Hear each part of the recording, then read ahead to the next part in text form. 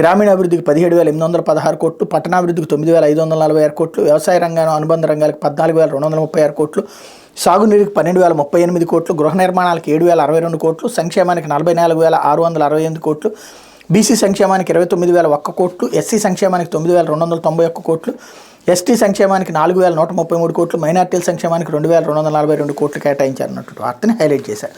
అయితే 6,100 పోస్టులతో డిఎస్సి అంటూ నేడు టెట్కి 12 డిఎస్సికి నోటిఫికేషన్లు జారీ. అదే రోజు నుంచి ఆన్లైన్ దరఖాస్తుల స్వీకరణ. 27 నుంచి మార్చి 9 వరకు టెట్ పరీక్షలు, మార్చి 15 నుంచి 30 వరకు డిఎస్సి పరీక్షలు, మార్చి 14 టెట్, ఏప్రిల్ 7 డిఎస్సి ఫలితాలు. 2 పరీక్షలు కంప్యూటర్ బేస్డ్ విధానంలోని నిర్వహణ. ఏప్రిల్ చివరి నాటికి మొత్తం నియామక ప్రక్రియ పూర్తవుతుంది అన్నటువంటి వార్తను హైలైట్ చేశారు. ఇకపోతే మీరు ఎలా చెబితే అలా అంటూ లోక్సభ అసెంబ్లీ సీట్ల పంపకాలపై బీజేపీ అగ్రనేతలతో చంద్రబాబు రాత్రి 11:30 నుంచి అరగంట పాటు అమిత్ షా, జేపీ నడ్డాలతో ఢిల్లీలో భేటీ. 6 నుంచి 8 ఎంపీ సీట్లు, 25 వరకు అసెంబ్లీ సీట్లు ఇవ్వాలన్న బీజేపీ నేతలు. పొత్తులకు అంగీకరిస్తే ఎలాంటి షరతులకైనా సిద్ధమన్న చంద్రబాబు.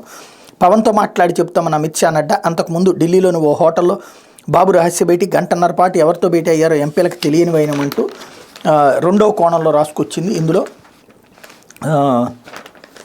రాష్ట్రంలో సంక్షేమ అభివృద్ధి కార్యక్రమాలు సుపరిపాలన అందిస్తూ పూర్తి స్థాయిలో ప్రజాదరణ పొందిన సీఎం వై జగన్మోహన్ రెడ్డి ఎదుర్కోవడానికి అంటూ వీళ్ళు సొంతగా రాసుకొచ్చేసరికి ఇక అదంతా సోత్కర్ష అక్కర్లేదు. కాకపోతే హోటల్లో రహస్య భేటీ అన్నటువంటిది కొంచెం డిఫరెంట్ పాయింట్. ఏదైతే ఢిల్లీ చేరుకున్న వెంటనే చంద్రబాబు నేరుగా పార్టీ ఎంపీ గల్లా జయదేవ్ నివాసానికి వెళ్ళారని అందరూ భావించారు. అయితే బాబు అక్కడికి కాకుండా లీ మెరిడియన్ హోటల్కి వెళ్ళారు. ఆయన వెంట ఉన్న ఎంపీలు కనకమేడల రవీంద్ర కుమార్, రఘురామకృష్ణరాజు, ఇతర నేతలు హోటల్ ల్యాబీల్లోనే ఉండిపోయారు. బాబు ఒక్కరే హోటల్లోకి వెళ్ళారు. గంటన్నర తర్వాత బయటకు వచ్చారు. చంద్రబాబు హోటల్లో ఎవరితో అంత రహస్యంగా భేటీ అయ్యారో టీడీపీ ఎంపీలు, ఇతర నేతలకు కూడా తెలియలేదు. హోటల్ నుంచి గల్లా